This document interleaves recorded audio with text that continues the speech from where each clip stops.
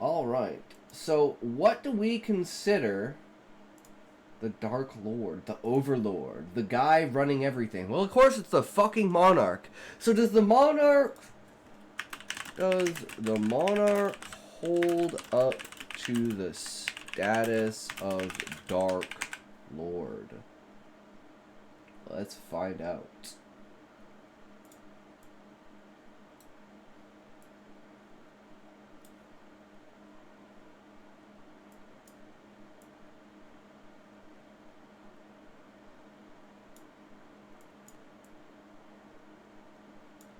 I think he pretty much does, but let's see what the experts say, right? Oh, damn, that's loud. True! Welcome everyone to this year's Dark Lord Annual Conference. We're here to discuss the past year's achievements. Now, according to our records, we have been at least 22% more dark, 30% more lordly, Where'd that announcement come from? 50% more dead protagonists' parents. I think it's been a very successful Hell yeah, year, brother. and I would like to thank you all for your support. Any questions? Yes, Palpatine. No, we've heard that story before. Yes, we know about him. Thank you very much. It's been a wonderful year. All the best, killing and being dark and lordly for the future. Here's to the next year. Cheers. We've got 5 topics for today, and the timestamps are on the screen now. Good versus evil, character arcs, Dark Lords of People 2, creating an active villain, and establishing the Dark Lord as a threat. Alright. So, good versus evil. We'd stamp this as Gaia versus Anima. Character arcs. Ooh, okay, so we've got Quest. We've got the Fall. We've got the Exodus. We've got the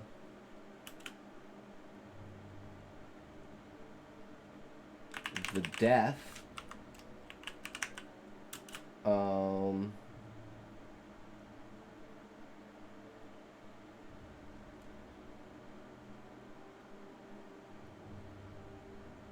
What would you call that? I guess the Discovery.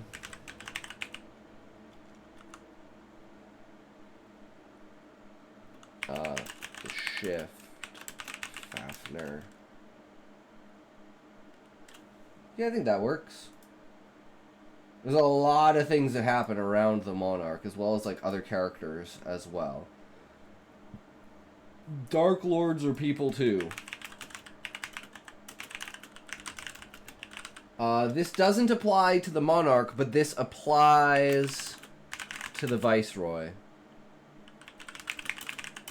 Because the Monarch is 100% completely controlled by Anima, whereas the Viceroy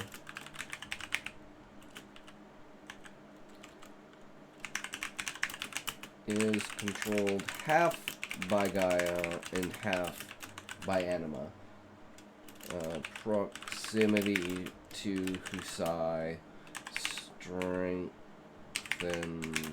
Gaia's hold. Versus the proximity to the Monarch. And that's why he turns, because the only time they ever meet the Monarch again is when they go to confront him, and the Viceroy turns at the end of the book.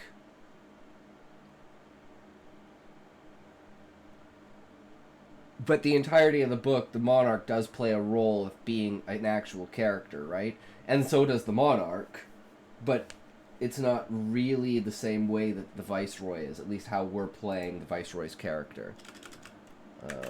Creating an active villain. This is like Chapter 1 killing Torg versus Chapter question mark death of Zayd. monarch killing Zaid.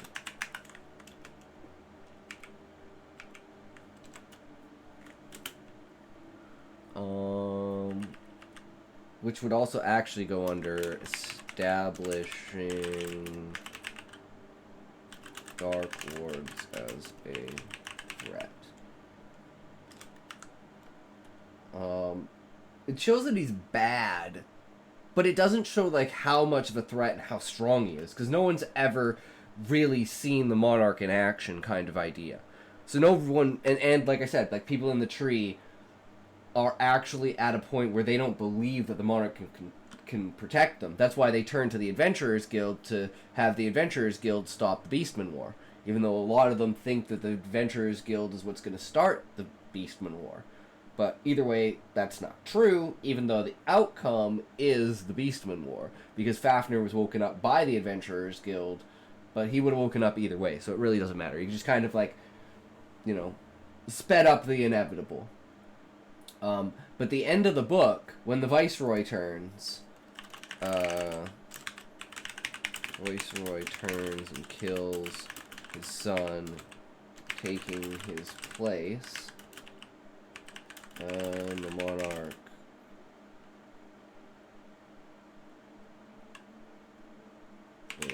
attempts to kill everyone by suffocating them on top of the tree.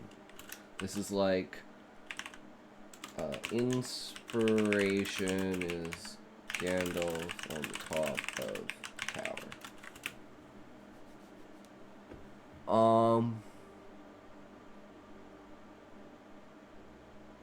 So yeah, I think we have some good points for each of those. Let's see how the idea itself jump goes. Into it. Oh, and cheers to the writing and world-building software Campfire for sponsoring this video. Really cool of you guys, and I'll be reviewing Campfire at this time. I have no idea if it's still Part good. one. Remember, this video Good is versus 4 evil. years old. I think Dark Lords get a bit of a bad rap for their stories being one-dimensional. I mean, this is the era of a Game of Thrones where your protagonist has to either murder a child or burn people alive, so a lot of people have come to see Dark Lords and good versus evil stories as boring and morally simplistic. Those people are wrong. True. Here's why. Stories like a Game of Thrones focus a lot on grey morality, questioning human morality, with protagonists who do bad things and antagonists who do good things. Stories featuring irredeemably evil Dark Lords are not as equipped to do this, because we are pitting the characters against an unquestionable evil. But this does not mean that your story has to be morally simple, and the two best examples here are Sauron from The Lord of the Rings and the Dark One from The Wheel of Time. Sauron's And I'd say, like, that comes down to the duality of the fact that Anima wants paradise. He wants people to live like they do in the tree. Completely free, completely allowed to do whatever they want. They're just gonna expand their minds, improve their intelligence, upgrade their consciousness, and procreate across the world. So that's like the bad guy doing good things, whereas the good guy doing bad things is Gaia wanting the world to have strife, hatred, anger, conflict, so people learn the value of their own existence. And that just evolves consciousness more. It's a faster way of evolving consciousness, but it doesn't create the product of an escalated population growth that is the food that Anima needs. So, even though it's not, like, that complicated, it kind of is when you place that into the world. That idea of, well, the bad guy's trying to create a paradise, and the good guy's trying to create a dystopia. I thought that was a very interesting idea. But it's all about learning the value of life through consciousness and evolving your consciousness. role as the Dark Lord is not about questioning human, grey morality, but about questioning the nature of evil itself. The clearest example of this is in how the One Ring is destroyed, with Gollum fighting Frodo for it and then dancing over the edge, destroying the ring and killing Sauron. Tolkien believed that evil is not undone by the great and powerful or war, It's but by small acts by of kindness. itself. Specifically, he emphasized mercy. It was pity that stayed his hand, pity and mercy not to strike without need, and he is bound up with the fate of the ring. The pity of Bilbo may rule the fate of many, yours not least. Yeah. The way that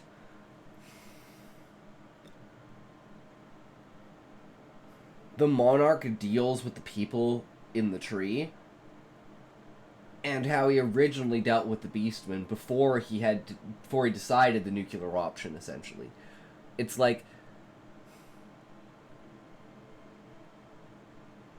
there's in the back of my mind the idea that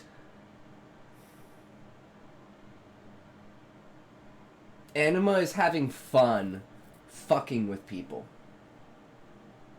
So it's like maybe it's not just the rage and rancor. There is a focused, like, psychopathic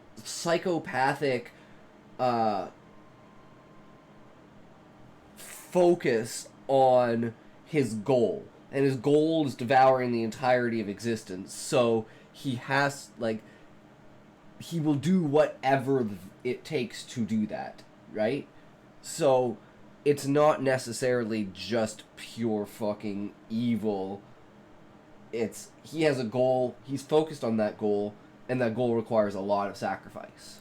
Frodo and Bilbo both spared Gollum's life, and it is those acts that allowed the ring to be destroyed. This reflects Tolkien's very Catholic beliefs about... Which is, like, the monarch spared the dragons, because he was worried that, even Anima was worried that if he killed all of the dragons,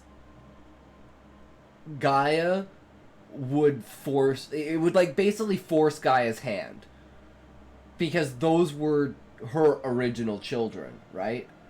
And it's like, then it becomes this extremely personal thing. And was like, I don't necessarily need to push her to that level, right? And then there's with Husai, and Gaia's mercy towards Husai, with not wanting to completely obliterate his consciousness by taking him over, like Anima did to the monarch, and basically did to the viceroy as well. About the importance of mercy.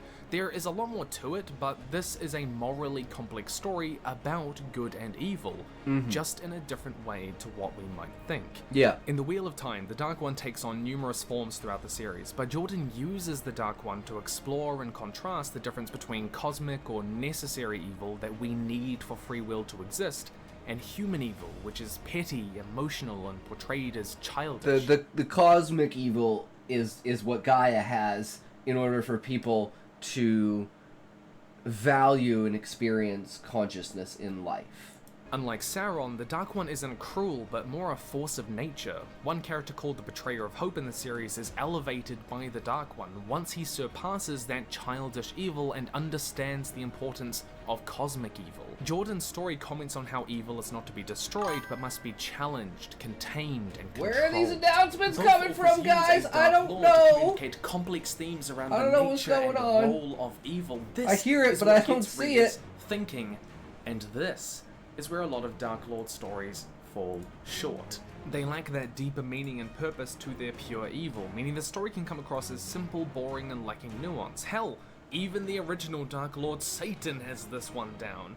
If writing a pure evil Dark Lord, what else are you saying about good and evil through their role in the narrative? Yeah. Part 2. Character arcs. Alright. Some stories... So we definitely passed part 1. Use pure evil characters to develop their heroes. Doctor Who features a race of pure hatred called the Daleks, and the Doctor is put in a position where he can wipe them all out, commit genocide himself like they would. The Doctor believes that he should not kill at all and is here forced to decide whether he is, quote, a killer or a coward, whether he should break his personal law not to kill and instead take vengeance. Only pure evil pushes this arc to its absolute highest point of tension because there is no redemption for this Dalek, there is no talking to them. Killing them is the only way to stop them, and it forces him to decide who he is on that most fundamental level. The conclusion for the Doctor is... And that's kind of how, like, propaganda in the tree treats beastmen. Like, beastmen are these savage, disruptive, like, evil beings that have spread like a virus across the world and they need to be annihilated. That's essentially how the monarch, like, told the people about it when they invaded land, like, in the old world. And then it was like, okay, well, there's just way too fucking many of them. We need help. So then they created the avian and the insectoid races. And then even that wasn't enough because then the dragons came into it because the beastmen felt threatened. And Gaia was like, okay, go help the beastmen. And then Monk was like, okay, fuck it, whatever. Let's bring the moon out of the sky. Fuck everything up. Eggy Bayo, welcome, welcome. How's it going, bro? How are you? Good to see you. Coward. He can't kill them, and he views this as weakness in himself. Just because your villain is pure evil does not mean that you're... I don't know what LFG is supposed to mean other than looking for group. That's the MMO in me.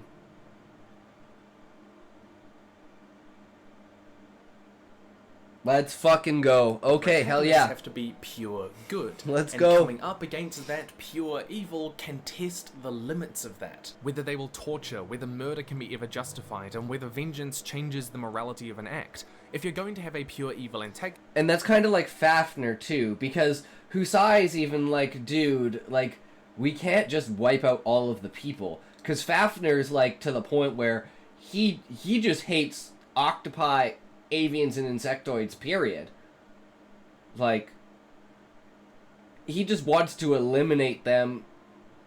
It's not like he just wants the monarch dead. So it's like Husai and everyone has to kind of talk to him and be like, yo, bro, like, we can't just kill everyone. So then their idea was to somehow... I'm still confused about the tree. So they've mined it out, but is if full of platforms they've built. The idea... I've never really gone into this, but the idea of the tree is like... Same with the domed city, but it's like Atlantis. It's concentric rings in the center of the tree that get larger as they move outwards. And the further outwards they go, the more, whatchamacallit, like, the things on the outside are the things you need the most of, right? Like, in this case, it would be... Like, you would think it would be farmland, but it's actually, like, stage space for plays. That's the largest outer ring, because it requires the most amount of room, because the most amount of people are on that level at one time. And the way that you travel through the tree is basically through consciousness. You'll connect your mind to the tree. You basically go into the tree, so you'd, like, go into the floor. It would form a bubble around you, and then you would travel inside the tree to the destination that you wanted to go. And it's like, basically like a super elevator. And I was also thinking about this as an easy way to use this as a cop-out bathroom. You basically just... Cool, thanks. Yeah, because I've never really gone into, like, what the inside of the tree looks like. But, like, I do have, stock, kind of, like, B-roll type images of what it might look like.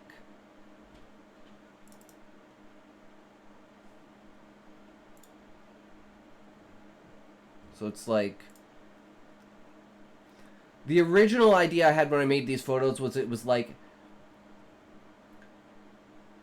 It's like, when you're building inside of the tree, you're hollowing things out. So I took this like the way that I build things in Minecraft, where I hollow things out. Like, I'll hollow out all the dirt and everything, and then whatever the stone structure is that's left over after, like, all the gravel, sand, and dirt is gone, that's my structure. And then I'll put, like, a glass roof over top of it for, like, floors and stuff like that. So it's the idea that the things that you don't carve out of the tree are what's there, right? So it's not that you're building things inside of the tree. It's that you're removing things and carving out whatever you want to be inside of the tree.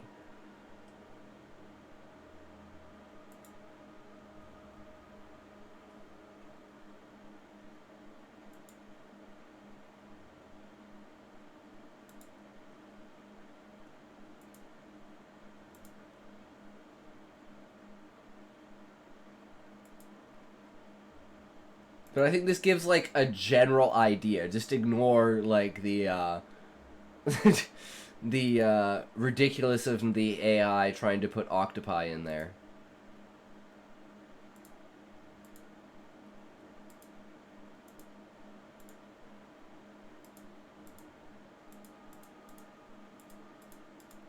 Then there's, like, this would be, like, the more refined. I like that generally, yeah. And then this would be, like, the entrance to the palace.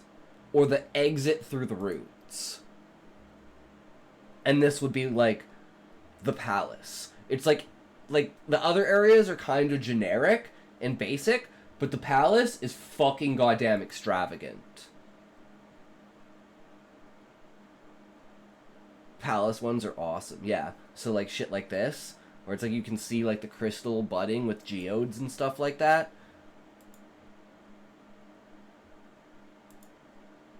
But yeah, it's a general idea from what it would look like. But eventually, Eggy, will get to the drawing arc.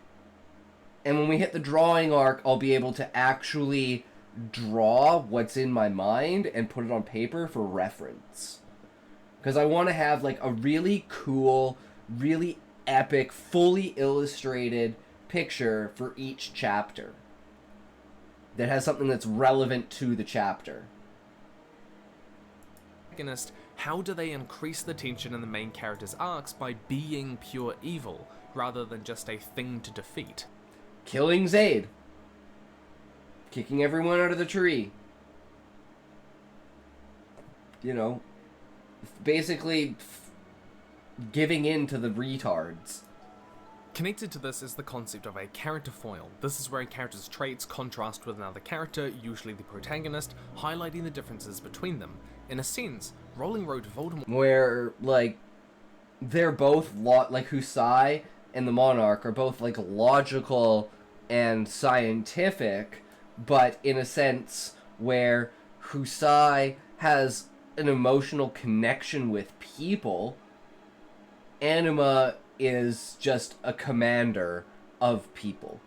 He doesn't have the touch of a leader. Whereas Husai is all about being a leader, which makes his fall from grace after Zaid's death even, like, more meaningful, because he even considers himself the chosen one because he knows that he's human. So he knows that he's here for a purpose. He just doesn't know what that purpose is. to be a foil for Harry. Both start out similar as magically gifted orphans who find a home at Hogwarts, but that similarity highlights their differences. Harry acts with love, loyalty, and friendship, where Voldemort is incapable of understanding the power of love, to the point that it leads to his defeat, twice. Harry's ultimate sacrifice at the end for his friends in the Deathly Hallows is the embodiment of that love. Rowling's character foil does two things here. Firstly, it helps define and understand our main character, and secondly, the contrast helps communicate Rowling's most persistent theme, the power of love, by basically comparing... Or mine is like the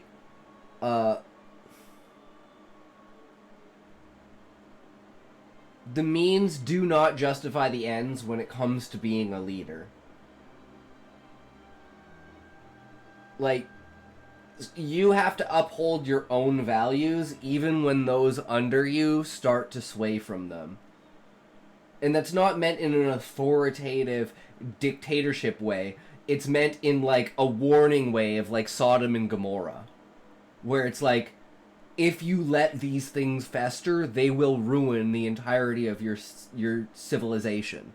And that's kind of what's happening inside of the tree, is the fanatics who want nothing to do with the outside world. They just want to be tucked in their little sleeve and completely protected and have no worries about anything. And 90% of the problems that they have or worries that they have are completely imaginative because they have too much time on their hands to think about it. Whereas the adventurers are just struggling day by day to even barely survive. And it's like, what is more valuable? And I think the theme in this is definitely the means do not justify the ends. And as a leader,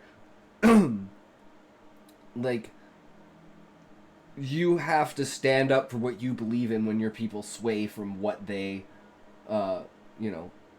what generally should be accepted. Because it just becomes a slippery slope, and then eventually you fall off the cliff. And that's where the harshness and, like, rallying that everyone does for Husai shows how good of a leader Husai is.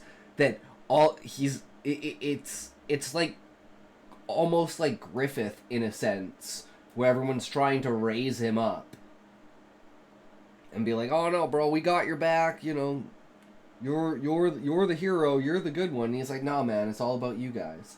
Don't worry about it. We got this." And like all anime, it's the power of friendship. And the people that don't have the power of friendship, well, they better be goddamn powerful, and well, shit, they are. Two like cases. So it's not even like the power of friendship wins at the end of the day. It's like, I mean, it kind of does, because everyone comes back together in, like, an entirety of consciousness and their own small piece of Gaia. So at the end scene, they're all there, so it's like the characters didn't die, you know? This is especially where consciousness has been built up in this way over the story, so it's clearly a part, especially the way that Husai talks to his ancestors, or believes that he's talking to his ancestors. I mean, technically he is, but it's through Gaia, because those spirits have returned back to Gaia. So Gaia is, like, releasing them to be able to talk to Husai.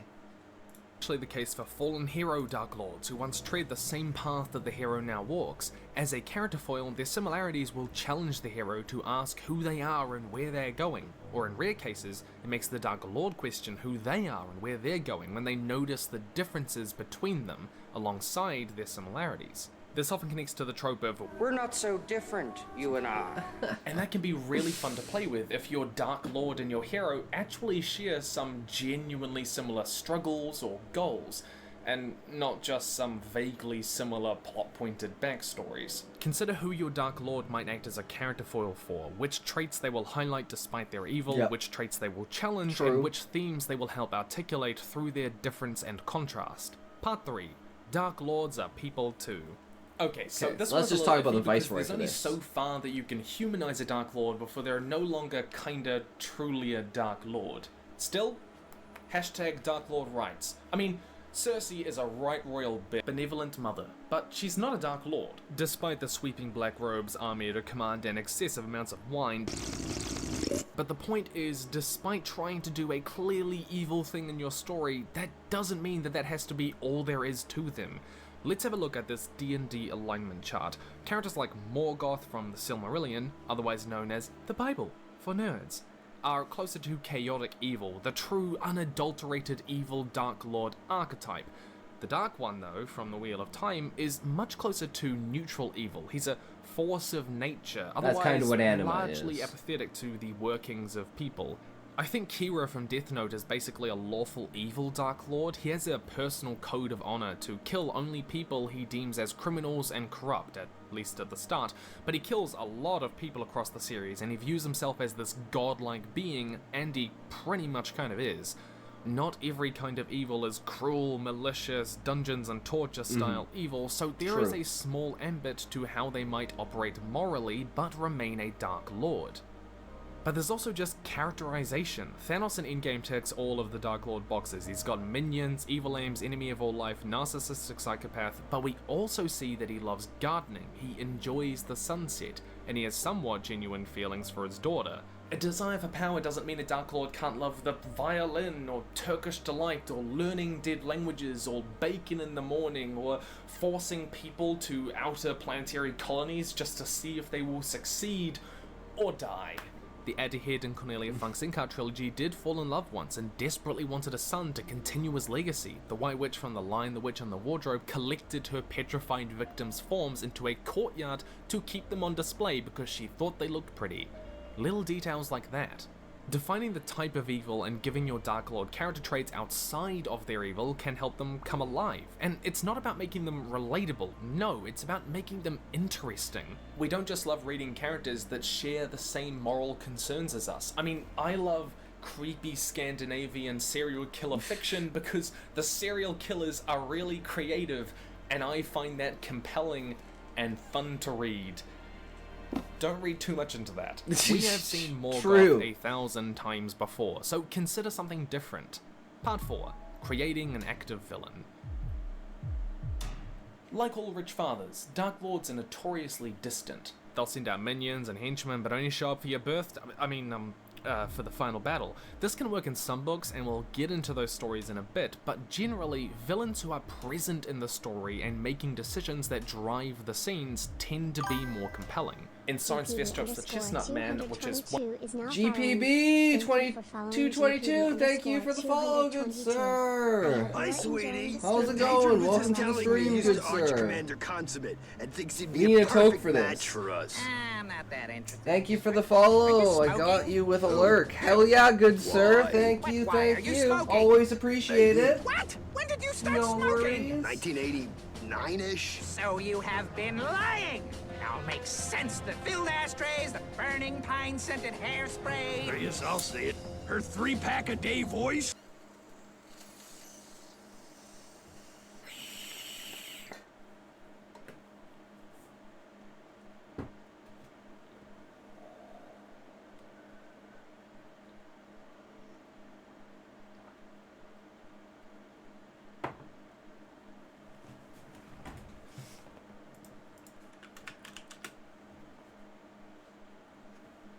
You can burrow your lurker by doing !L or lurk. Or is it lurker? I think it's lurker. I'm not sure. I just use !L because it's easier. one of those creepy Scandinavian books that I love. The Chestnut Man murders numerous people throughout the story. He creates traps, misdirections, and actively undermines the investigation at every step. The villain drives... Oh, right, because the Viceroy, during the story, like, you're going to be so confused by certain things that the Viceroy does that will come back, and you'll be like, oh, shit, because as soon as it reveals that he's evil, it's like, okay, all the pieces fall into place to be like, actually, what the fuck? But the beginning of the next book explains everything. But it's like you have to kind of wait between that gap.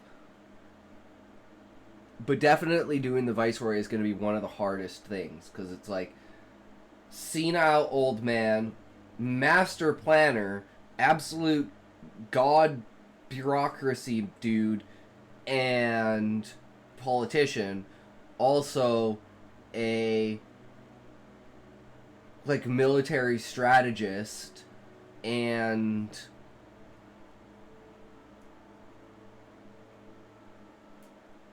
what's it called? It's a type of character. He's like the character that doesn't know anything.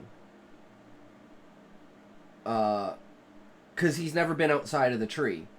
So it's like he has a kind of understanding, but he's never been outside the tree. So he's only seen like the magic that happens inside of the tree, for instance. He's only seen the stuff that's inside of the tree. But there's specific stuff to Ifrit and the rest of the world. So he's always like a child, almost like inspecting things, looking at stuff, like just intrigued by everything, and then it's like, boom, plan mode, bitch, let's go. It's like he's in the zone, and it just makes you feel like it's just part of his personality, because it's like, you know, when you're just fucking around in the palace versus when you're at your political post. And that's kind of the contrast. People are like, okay, you know, it's understandable. Maybe he's a little old, he's a little crazy to go along with it. But then as soon as you know that he's evil, you're like, okay, that makes a lot more sense. Like, there were too many holes. Where the story goes, and that gives them agency. It makes them seem competent, and the story remains tense because the heroes are always on the back foot. And it's even, like I said, like, I'm not sure if this is going to be a thing, if, like, the main fanatic leaders are going to be the monarch, and he's, like, stirring up all of the fuss. But I think it's just because that wouldn't make any sense due to Anima's idea of a paradise. So I'm thinking maybe they're just, you know, maybe they're instinctually programmed by Gaia to be distrustful of the monarch, and she is like basically like what would be considered spies set out, only they're in their own significant way hindering the main character. But she never expected something like that, right? And it's like she can't kind of she can't focus her intent. It just has to be very passive. So it's a very instinct level. Like when you're born, it's like, okay, here's a kind of like a push in the right direction. And that's like the idea of where instinct comes from. Is there a romance thread? There is a romance thread between Husai and Hildebrand. But they're two different species. But Husai is a different species than everyone, so there's no species that Husai... So he can't mate anyways. But he basically falls in love with Hildebrand, and then Hildebrand falls in love with him. But it's like the anime, like, friendship love. Like, we know that our mission is stronger than our desire to be together, because if we're together, the world will end, and there's no point in being together. And Hildebrand eventually, after the attack on Garuda, gives up being an adventurer, because she's part of the party, and then she's like a crafter, she's a poet, she's an alchemist, she's a warrior, she's a mage. Like, Husai is like super into the fact that she is like an embodiment of everything that he is, because he's basically like a super multi-class, and she's the only other like super multi-class that he's seen. And it's just because she loves doing different things, and she's always trying new stuff. And Husai absolutely loves that about her personality. But she looks at Husai as this like old guy who's kind of like trying to relive his youth, and you know, he's given up his like bureaucratic position as the leader of the guild, and trying to like, you know, blend his way in with the rest of the adventurers. But then when he sits down and has the conversation with her after the fall on Garuda, when she decides not to be an adventurer anymore, and she just wants to be a crafter, and she just wants to do her own thing, that's what also sets Husai to try and find Atomis, because he wants to find like a present for her, and it's literally a forge where she can make the best armor and the best weapons for the end game. And her way that she, like, it shows her affection towards him in a complete change of way after, like, this exchange between them is, like, if you've watched Full Metal Alchemist, the way that Winry treats Ed's automail, and the fact she's always carrying the kit around with her at any point in time if she's ever needs it to fix him. It's like, through her crafting and how she deals with his equipment, it shows her reverence and love, and the like complete contrast of before, where she didn't give a fuck and she just like throw his fucking shit at him. But now it's like she's polishing it, she's inspecting it. It's like, and Husai notices this, and that's why he's like, "Okay, I got to get her like this great crafting place, like the greatest forge anyone's ever seen." And that's where he comes up with the idea of getting Atomis, the legendary forge that was lost. Because at this point, they kind of have some knowledge towards things. So, how much knowledge do they actually have?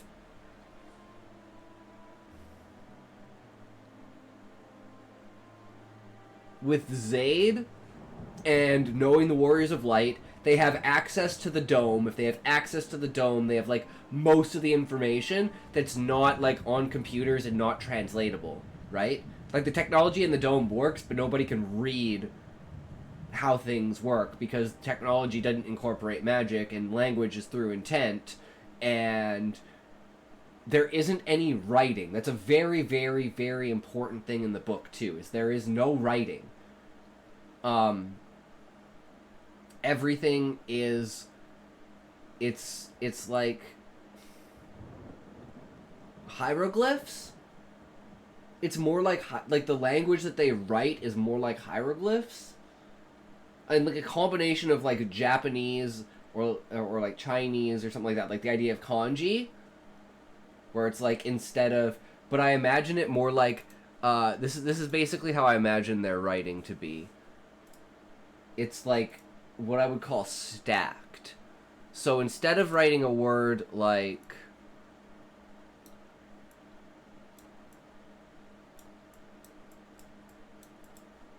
right, it's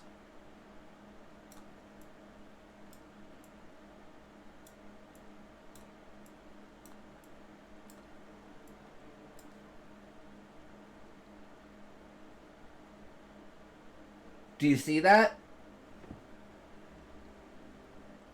So it's like a pictogram because their letters are like hieroglyphs, but they're placed together kind of like this to create an image.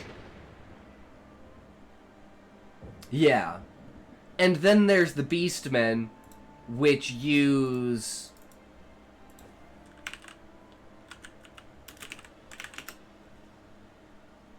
the Kipu, which is basically different threads and braids. Can I not fucking zoom in? God damn it. With different patterns. And it's not very... But yeah. And the Beastmen use this. So in the third chapter, when Husai is said to find a tablet, what he's actually looking for is one of these. But since tablets actually exist, and it's like, you know, they basically have paper. So they think they're looking for a physical tablet. They don't think they're looking for this. They know that, like, these things are complete replicas, and the Beastmen say that they tell a story, but, like, the Beastmen don't know how to, like, the idea of, like writing in a language, and, like, how writing works, because they're not intelligent enough. They just understand that this, means certain things, but they can't get that idea across to other species. So no one knows that this is actually, like, words. They just think each thing kind of means something, and if you put them all together, you can tell a story with it. But they don't think it actually is, like, if it's this weave in this way with this fabric, it's this letter. And then this knot connects this letter to this letter, right? But you can actually read it like reading Braille. It's like a physical Braille, not on paper. And I thought it would be very interesting to use this, because most of the things that they're looking for are underneath their nose. They're looking for the Warriors of Light. Well, they've had the Warriors of Light in their party basically the entire time, but nobody knew they were the Warriors of Light because they were hiding themselves, except Zaid. And Zaid's death revealed that. And it puts those characters into question, and it's like, from the reader's mind, it's like, okay, there's something weird about that, because those people are in the party, and the people are like, okay, that's really fucking weird, but okay, let's try and find others, and we've never found any of the others? That's pretty interesting. Yeah, maybe this is something else. And then they're like, yeah, okay, so we're like the lost bloodline of the Monarch, and you probably want to follow us to the Domed City to learn more about that. True it, Doc. Indeed. Thank you, Smokey. I try my best. But, you know, sometimes it doesn't always hit the mark, right? But anyways. The threat that they... So, he is actively working towards / against the characters, the Viceroy. Plus, there's the Monarch in the background, working kind of with the tree against the adventurers. Then there's, like, the fanatics in the tree that are either on the side of supporting the Beastmen and that basically love the Beastmen, or hating the Beastmen and completely don't want anything to do with the Beastmen. The heroes directly confront throughout the story makes the conflict more personal, intimate, and the eventual losses and triumphs over them more meaningful. It's the reason we are more immersed in Zuko versus Azula and Frodo versus the Ring than we are in Ozai versus Aang or Aragorn versus Sauron. Azula and the Ring have been around, if possible, whenever there's a high point in tension or conflict in your story, ask whether the Dark Lord can be there in person instead of their henchman, letting that moment build. Yes! That's exactly what we do at the first chapter and the death of Zaid. When he needs to be there, he fucking appears. Oh boy, it's fucking insane when it happens.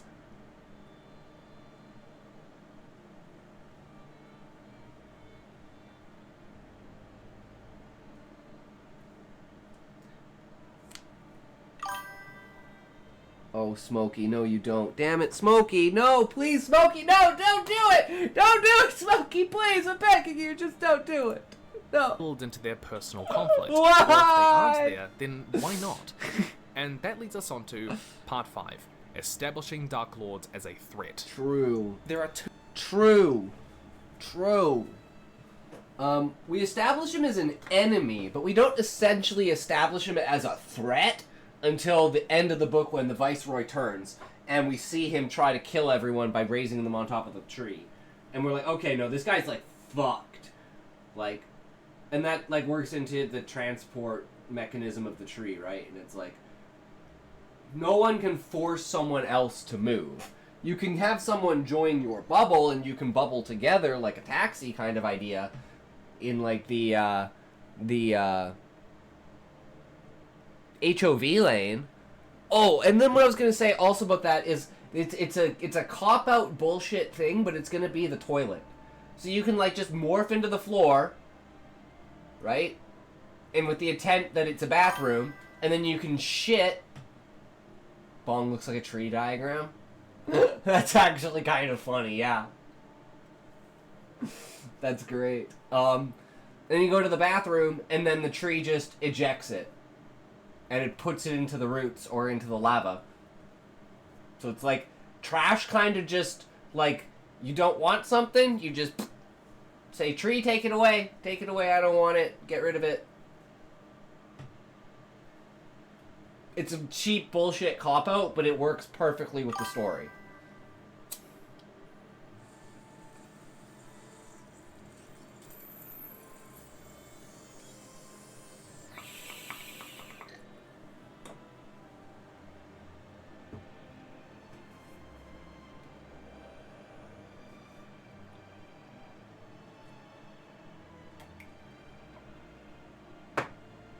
Okay, we're good. We're good. Whoops. Maybe we're not good. We're good. So establishing him as a threat. Two levels to that. We know when he kicks people out. I'm chesty as fuck this morning, coughing like a motherfucker. Oh, it's so brutal. Sometimes. It's so brutal. What if instead there's some weird tree sap that you put things in, and it preserves them and eventually reabsorbs them into the minerals of the tree? That's an interesting idea, Eggy. Tree sap.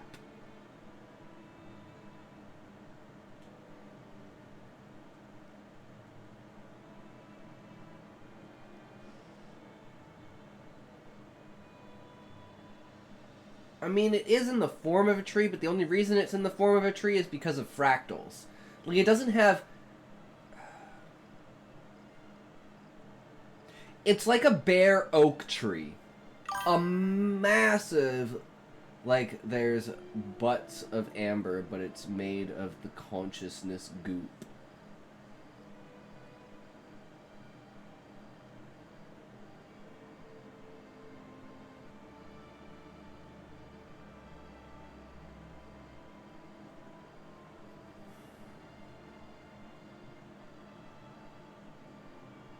Okay, what about this? What about this?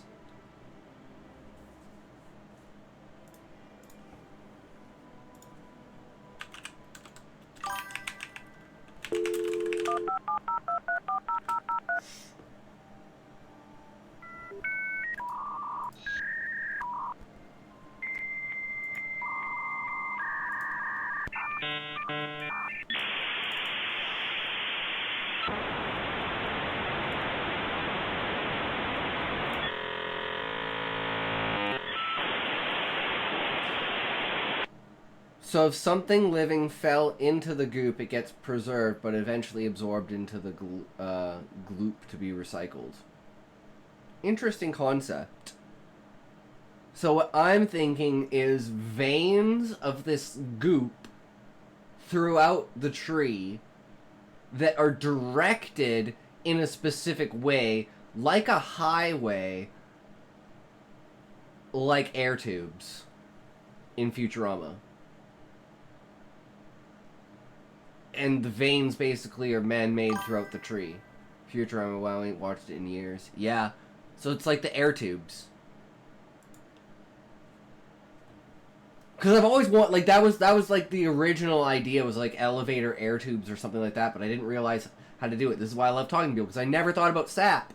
How did I ever think about something like sap, the actual lifeblood of the tree? And you know what this adds, which is something I've wanted, but I had no way of adding it. It's a fucking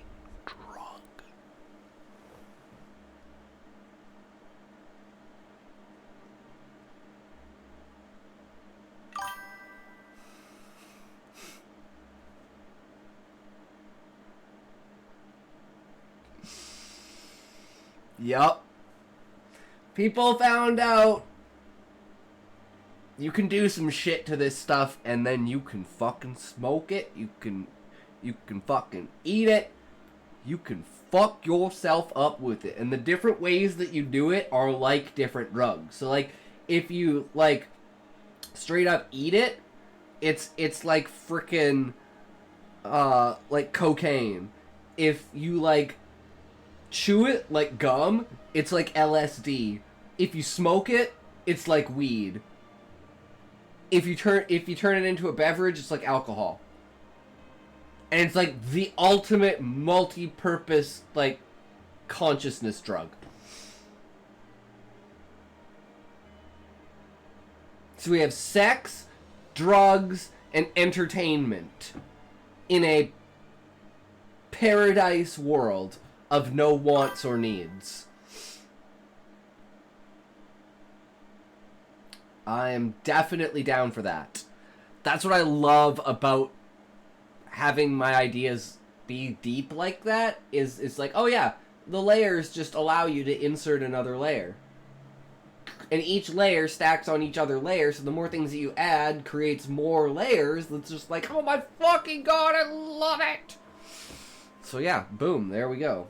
We've recreated an entirely different topic altogether. That's one thing too, is like never really need to stick to one topic. It's how it works its way into every other topic. Because if your topic, like Dark Lords, can't lead into and bleed into the structure of the rest of the story and how it interacts with things, especially the Monarch being like the controller of the tree, essentially, it's like, gotta really have that idea going for you. Hey, that emote ain't been used in a really, really long time. That's my sword behind me. The preservation could enhance the life power when consumed. Sean, it could be the mechanism by which euthanasia is performed.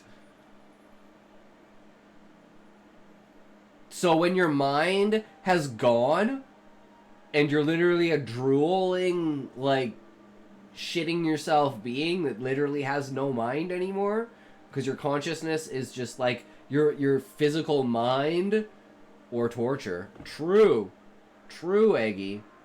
There could be the dark side of the tree as well, where it's like, oh, the Monarch is actually like, you know, or maybe it's not even the Monarch, maybe it's like the Fanatics found some way to use the tree like this, and like they fucking like waterboard people and shit.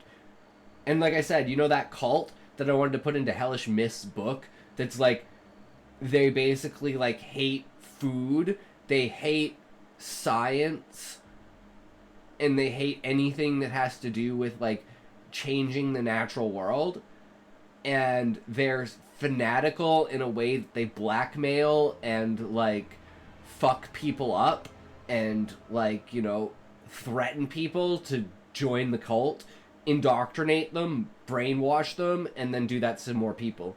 So they're just fucking crazy people. I was mainly thinking the whole tree is a gimmick to increase how much life energy there is, despite the low number of actual people alive. That is true. That was the Monarch's plan after he realized what would happen when he shattered the moon. And he said that is the ocean, the land, and the air. What if when you're in the sap, you enter the shared consciousness of everything that has ever been in the sap? No, Eggy, because that's what the roots are for. If you enter the roots, you gain a connection to Gaia. Levi, hey, how's it? We are doing good. We're talking about adding an idea of sap to the tree. And that there's this sap that's, basically they've carved out, like, roots in it, or, like, veins throughout the tree, and the way that you travel through the tree is through the sap. The sap is a conduit to the roots, though. Well, the thing is, like, Husai already does that, and it's very specific to the roots of the tree. In a very specific spot as well. It's like the very centerpiece of the tree. And it's like a lava dome of obsidian that Husai goes to in Chapter 3. And that's like his secret place that he goes to meditate. and reach out to his ancestors. Wait. What is that? Smokey, what is that? And peen size? That's actually length. Damn, double digits. Let's try again. What the fuck? Okay. It's rigged. Yup. Damn, Eggy, you're dominating tonight. Uh-oh. Levi and Eggy are dominating tonight. looks like I'm in the middle. Sean and Smokey are on the bottom. We all know how this works. I got the teen.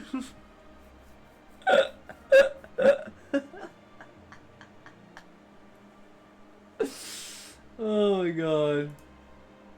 Okay. Well, anyways, we should get back to Dark Lords. We can discuss the sap, and I'm going to work out that idea, and I'm going to work with that. And that's going to be the transformation. Everyone getting their peens measured reminds me of Sunday school.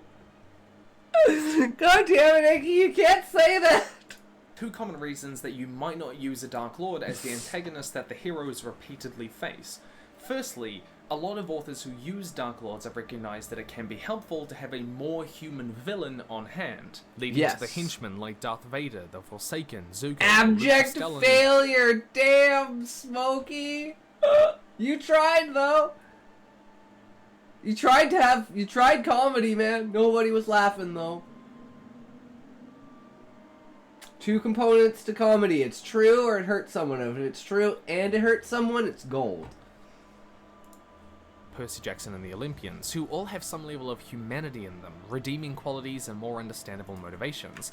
This allows for a variety of character interactions. Damn, son! Hell yeah! We writing today! And scenes between protagonists and antagonists that you may not otherwise have available. The key is using that opportunity.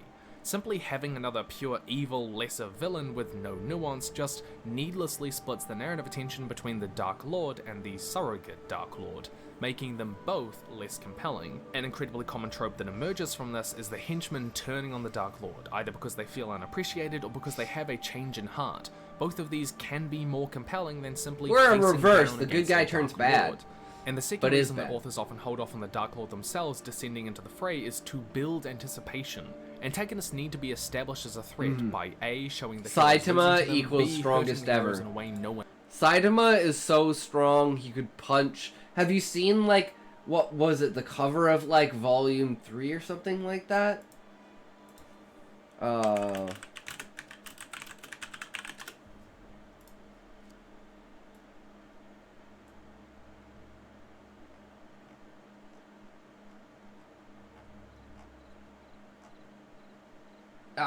It's a picture of him doing the barbell with two black holes on the end of each barbell. First anime I ever watched, and I was addicted like crack, mate. Oh my god. And it's so good because it doesn't just focus on Saitama. It's like Saitama is so much of a side character that all the side characters feel like main characters. And then there's Garo. Oh. Greatest scene in One Punch Man.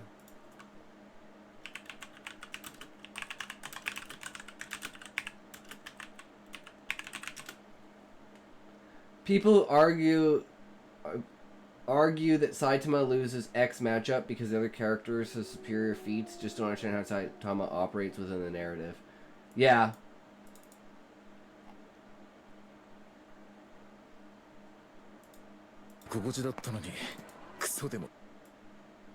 Oops.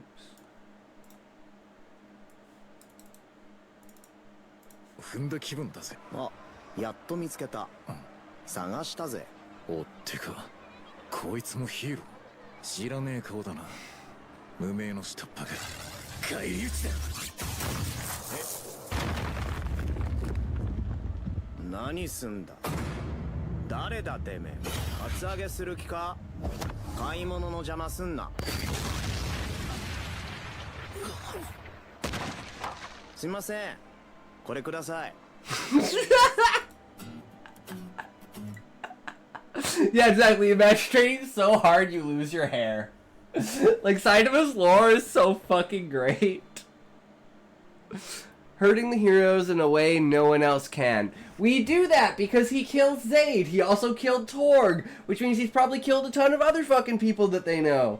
So yeah, the Monarch is fucking evil, and the reveal is just too good. So I think we've passed this one with flying fucking colors, guys. We've got a Dark Lord on our hands. Demonstrating that they are strong where the heroes are weak. Consistently losing to the heroes book after book really undermines this. I mean, no one ever truly buys that Dr. Doofenshmirtz is a threat, do they? So it can be effective to hold them back for a bit, to let that build up before you roll them out. That's like Madara. That's what the Monarch is. Presence. It's fucking Madara. A lot of emphasis was put on not saying Voldemort's name, likening him. Honestly, One Punch Man exercise regime is so achievable, I'd consider doing it myself. Well, you would have like a runner's body. Like cause you're basic, like squats, push-ups, run 10K, sit-ups, push-ups, sit-ups, squats, run 10K. That's a runner's body.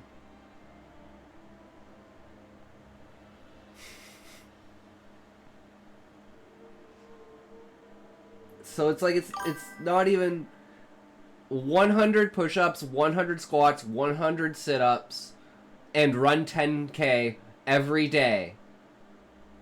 Yeah, it's mostly running. After a few weeks of strength training would feel trivial. Yeah. I say that all the time. My nephew, when he was young, said, "Mama, catch huge gubby fish." My brother asked him about, "What about him?" To which my nephew replied, "A tine." Since then, I couldn't forget that, and now I say it's a tine, like my ween.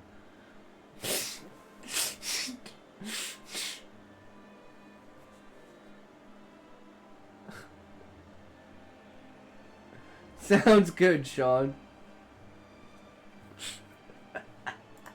Him to a ghost that might appear, and in the Wheel of Time there are myths and stories that spread about the Dark One that foreshadow his coming. Fear remains even when they're supposedly gone or locked away. Same with Anima. Characters who have been harmed by their You followers. are a wizard, Itak. I mean, that's what some people say. I didn't say it. That's what some people say. Right? It's achievable quite easily. It'd just be extremely boring. Yeah, me and my friends tried to do, like, P90X when it came out in, like, 2007, 2008. Maybe it was 2009. But whenever P90X came out, we tried that shit for, like, 3 months, and we were fucking dead. Because it gives you no breaks. You just keep breaking your muscles down. You don't ever build up muscle, because you're just always, you know. But I was like, why are my arms sore today? And then I realized, you're a hairy wizard and a thumpin' one. Once you're trained up a bit. Ooh, sounds fun, Sean. I didn't even start high school till 09. That's when I graduated, Smokey. 09 was the year I graduated. But that was the year I met most of my friends, because like,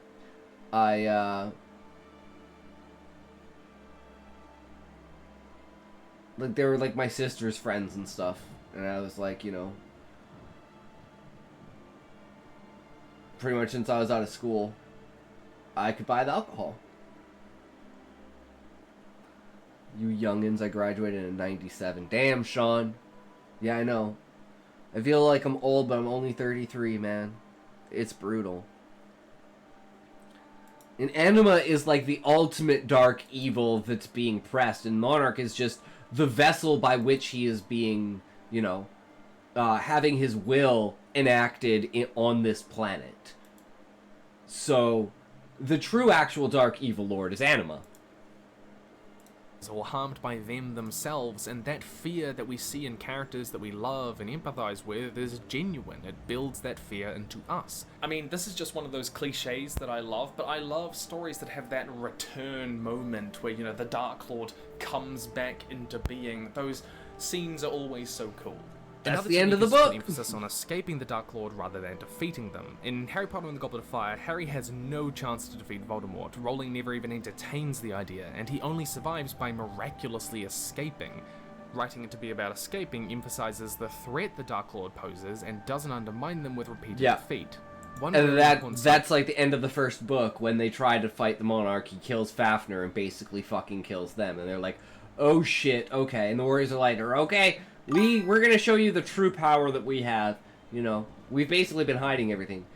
Every Resident Evil game ending with the creepy guy becoming some gross monster. True, Eggy. Effect of this narratively is that the readers will often become more invested in the conflict with that secondary henchman character rather than the Dark Lord, because the characters suffer more trauma at the henchman's hands. Because of this, reading that Thank you for redeeming chair dance. Idox will now dance for you. Please fully enjoy this immersive experience.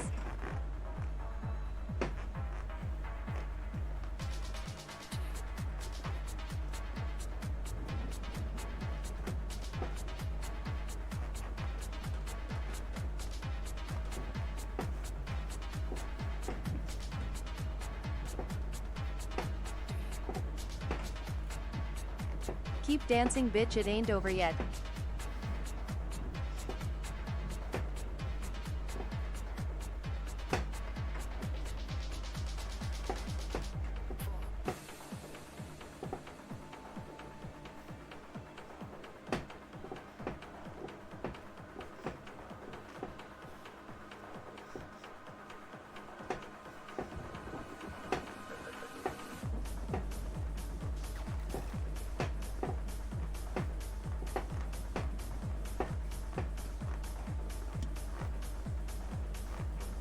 You did good, you can rest now, babe.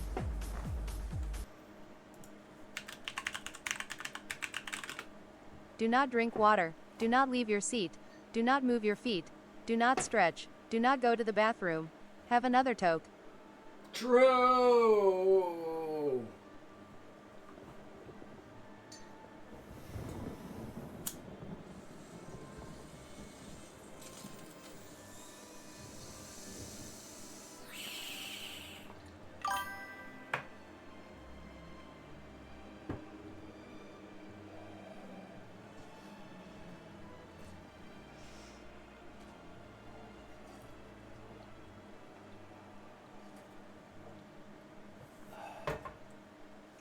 Well, the only reason it cost 10K, thanks to Sean, because he wanted to dump all of his points.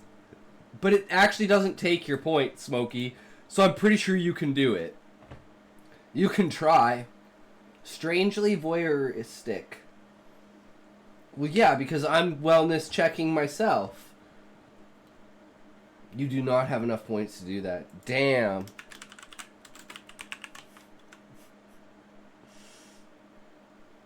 Infinite dance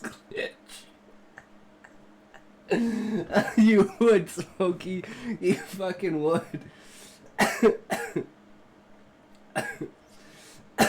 Damn, Eggy. That's insane. Can be more cathartic than seeing the Dark Lord themselves behind them defeated. Because how the fuck do you have 174,000 but I only have 132,000?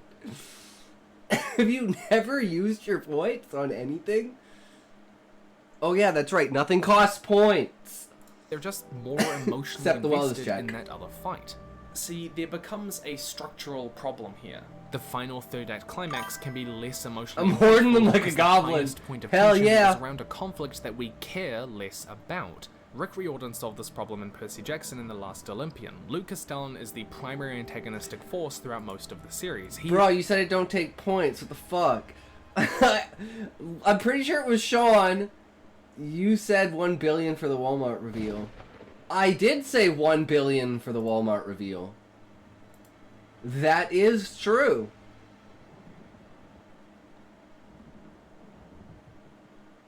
So, yeah, you gotta keep saving. Do not drink water. Do not leave your seat. Do not move your feet. Do not stretch. Do not go to the bathroom. Have another toke. Check your points, Sean.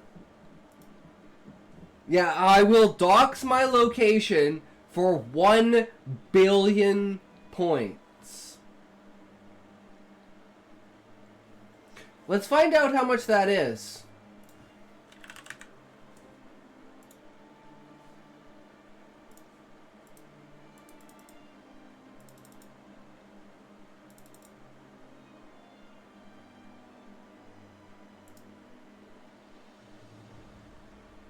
Okay, hold on. Let me do the math here. I hate fucking division. Still not taking points from me.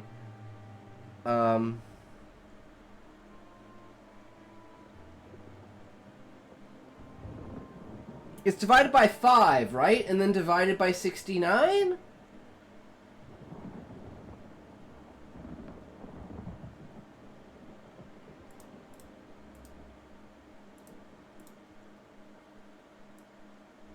You would need to watch 2,898,550 hours of the stream to get 1 billion points. This is 28.7k. What's the formula to give my points to another viewer? I think it's give points. I can do like give points at Sean.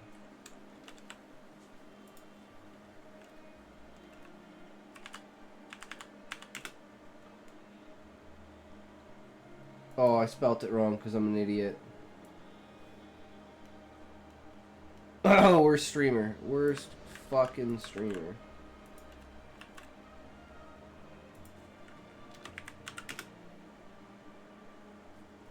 Gave 10,000 crystal shards to Sean.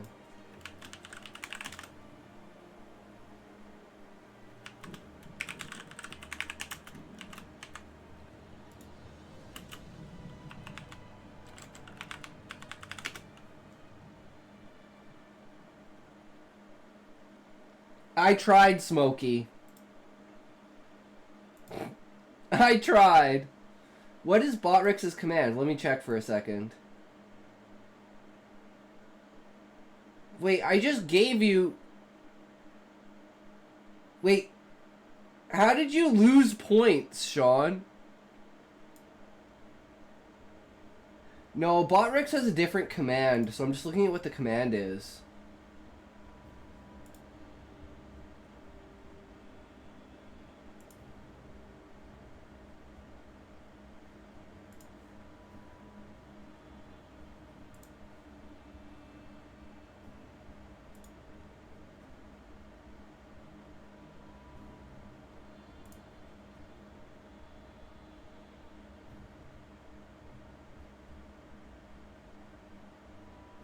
You can't give points. There's not a command. Still says the same on my end as always. Twitch points are broke. Yeah. I don't know. It is what it is though, right? Is the one that the heroes face over and over throughout the books, even though the Titan Kronos is the one behind him. He's the Dark Lord. Anima. However, Riordan structured Castellan's arc so that A, the Dark Lord's defeat takes place structurally at the same time as Luke's, and B, the Dark Lord's defeat comes out of the resolution of Luke's arc, keeping Luke as the primary antagonistic focus of the series, that would be with the Monarch. Kronos just giving his role extra weight. This is also kind of what happens in Star Wars Return of the Jedi. The focus remains on Vader and Luke. Sanderson, however, gets around this problem differently in Mistborn: The Final Empire by using mystery. We don't really face the Lord Ruler until the very end of the book, and for the majority of the story we've faced those lesser villains that we should be more invested in. But Sanderson doesn't pin the tension on a personal conflict so much as he pins it on a mystery. During the climax, this mystery is unveiled, and the tropes of the one weapon that can kill the Dark Lord, the prophecy, who he is...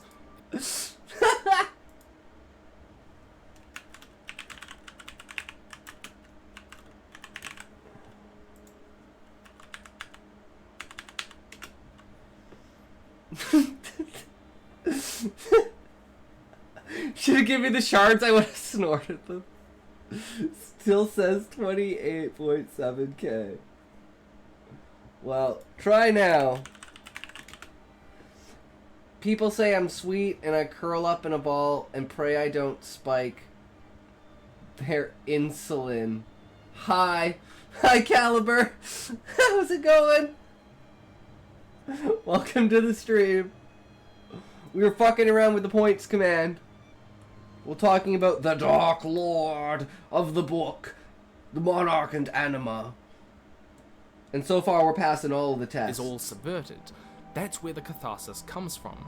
Where other authors use those structural changes to make facing the Dark Lord more interesting, Sanderson draws narrative intrigue from subverting our expectations about it. I said I would review Campfire, the writing and world-building software, and if all you want to know is whether or not I recommend it, then I totally recommend the base writing program if you think making character profiles and story timelines would be helpful, and I recommend the world-building pack especially if you're into making languages, it says magic it there, systems, or if you're a but DM. not below. They've built Weird. programs for those that I haven't really seen anywhere else, and I really like them, especially for languages. I also really appreciate that it's a one-time purchase and not a subscription. Clicking the link down below is important to go check it out, and it has a free trial if you just want to see if it's for you. For my main thoughts, I like how you can customize all the pages to describe what you want. It doesn't force your story to fit any kind of formula. I'm actually going to get the art of my characters commissioned so that I can have a full profile for each of them. I think that Campfire is particularly equipped for fantasy and sci-fi. That's what they really designed it for, and that's partly due to the timelines that allow you to lay out multiple points of view or map out the histories of your world or planets or universe or city. Its best I wonder how features good are this thing definitely is the nowadays, world-building because this is pack. 4-year-old The Magic video. Systems page follows Hell yeah, Samson's 3 Smokey. laws with a place for rules, costs, limitations, a history, and the languages page, which is really cool, allows for phonetics, a dictionary, your own alphabet, which is truly impressive and useful for world builders. The species page is also fantastic and flexible. Me tired. True, and I do Caliber. mention that the items page, That's which allows how you it to kind of create goes. items It's my that might feature in Friday your though, world, so I can allows sleep you to put in all of specific fucking tomorrow. stats, All I which to want, no me shit says I have that to do the DM tomorrow. could really use this So it's for all creating about items, tonight, armor, guys. enemies, and Dungeons and Dragons games, especially in combination Wait, with the me, map function, and Caliber. it allows you to print off character sheets as well, which is a real asset for DMs. Cali go I burn! personally feel that the encyclopedia could be a little more intuitive and tighter, and the What if map I was function would really benefit Caliber? from some basic symbols like cities, landmarks, tunnels, I don't know. etc. The character arc feature could also I don't know who do Caliber with some is. tweaking to be a bit more useful. So if you're looking to create pages for things that kind of come outside of It's those just easier to say pages that have Caliber already than got Cali built go in, then it's burr. a little bit clunky, but it is still possible. You know? But I do think I guess that I the just core call you programs Cali. that people would use it Well, for, I like including myself, Cali are genuinely burr. great. At the least, Oh, I'm I a recommend retarded going and checking streamer, out a didn't you free know? trial at my link down below. But like every Dark Lord reflecting on their first defeat, let's lay out what we learned in bullet points. Firstly, writing a Dark Lord does not mean your story has to be morally simple. Use their role to say something about the nature of good and evil. Okay, so again, we're just gonna do the refresher. The duality of good and evil. Anima wants a perfect world. Gaia wants strife, horror, conflict. Anima is bad, wants the paradise. Gaia is good, wants conflict. Anima wants to eat everyone and wants everyone to procreate and evolve their consciousness. Gaia wants people to learn the value of their own life. And that's kind of like the evil character doing good things and the good character doing evil things. Secondly, a Dark Lord does not mean your protagonists need to be purely good. Consider Yeah, because how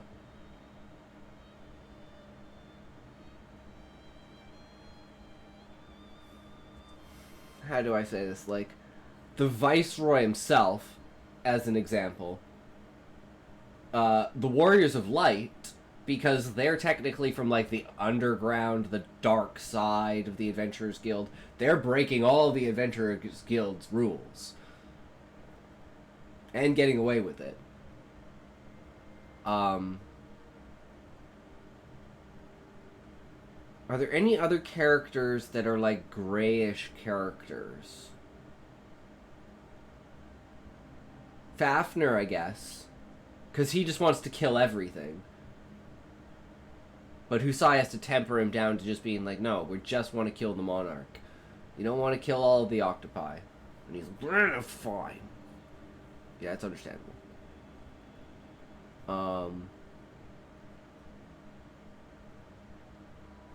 The fanatics in the tree that hate adventurers and hate beastmen.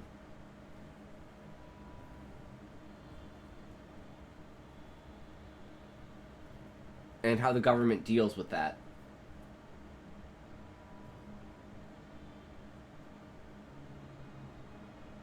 Are there any characters that come out of that? I guess that would be like the concubine to the current viceroy. That would be the closest thing. Consider how coming up against pure evil might intensify your protagonist's arcs, and whether they can be used as character foils to underpin themes or define your characters. Which is the monarch rules in a sense of like mob rule, where it's like basically whatever the majority of the people want, he does in a democratic nature. But he doesn't have like a tempering to it, where I'd say like Husai is a leader with friendship on his side, where he is like love and care for the people that are under him, and he doesn't want them to get hurt, or he's trying to protect them, whereas the monarch is just trying to protect his seat, essentially, that the people will actually listen to him, so he doesn't have to kill them all and start over again, which he's completely willing to do. So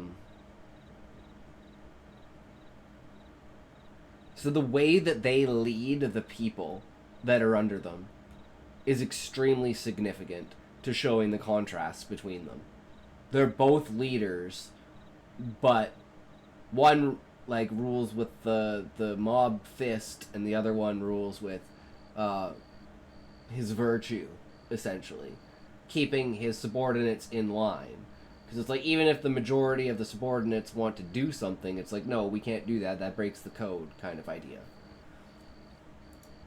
Thirdly, consider how you can be more creative with your Dark Lords by finding a different kind of evil to what we've seen, and by giving them character traits outside their evil that make them interesting to read about.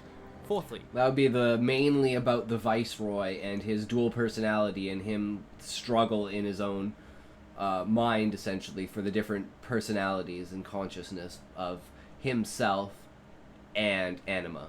That's Gaia and Anima. Active villains are present in the story. Allowing the Dark Lord to be present instead of minions can intensify and Torg's death at the beginning in Chapter 1, and Zaid's death after the fall of Garuda. Personalize their relationship with the protagonists. Fifthly, sometimes having a more human villain on hand can allow you to explore a wider variety of story threads. It can also allow you to build anticipation. Anticipation can also come from an emphasis on escaping. I'm not sure about this one, but I think that would be Fafnir, essentially. Rather than defeating. But he does turn to their side. They turn to his side, essentially, because it's like you basically, the more you find out about the world, you start to realize that the heroes may not be on the right side. Consider the structure of your climax when you have a secondary villain, either making the more meaningful defeat concurrent or fundamental to the defeat of the Dark Lord. Yeah, because the only way to defeat the Monarch, because the final scene at the end is basically like Goku versus Frieza on Namek, destroying the planet between Husai and the Monarch. And Gaia has to destroy the planet and basically kill everyone in order to stop Anima on like the cosmic scale. Or to draw intrigue from an alternate source, like mystery. But for now, I must return to my dominion. My armies await me, and I will descend upon this land with lustful fire and indomitable will, and those who resist me shall be crushed beneath my deliciously fashionable but definitely black boots. Farewell. Join me. I am your sixth brother, twice removed.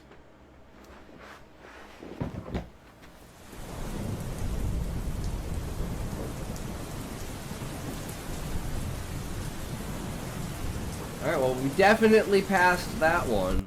So we have a Dark Lord, guys.